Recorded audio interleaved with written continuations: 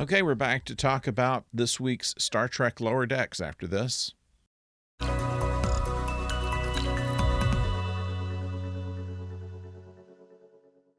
Hello out there, I'm the oldest nerd, and Lower Decks this time is called A Few Badgeys More. If you recall from the past episodes, Badgey was something that was invented by Rutherford as kind of a programming aid, and it took on a life of its own and, of course, created havoc, and it caused the death of the chief of security, who mysteriously came back next season. This is an interesting episode of Lower Decks in that Boimler and Tendi are teamed together, and Rutherford and Mariner are teamed together. That's not usually the way they work it, and it's an interesting dynamic between them, as it turns out. So it's as far as the plot is concerned, there are two things going on. Both of them are about out of control computers, basically.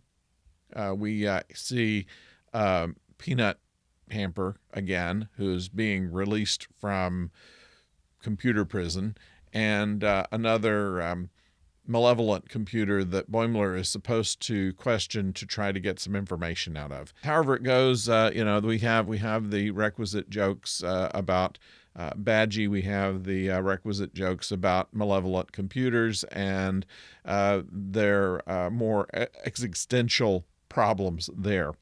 But at the end of it, what we find is another detail as to this mysterious ship. At the very beginning of the episode, it attacks the Binars. And now we have all of these other places that have that it's been devouring Romulans and other races. And by the end, we find out that Boimler is able to find out that these ships are not actually being destroyed, but they're being changed in some way or absorbed. And so that makes it much more interesting what this ship is and what its aims are. But we get a few more clues about it, and everything that Boimler finds out, we don't.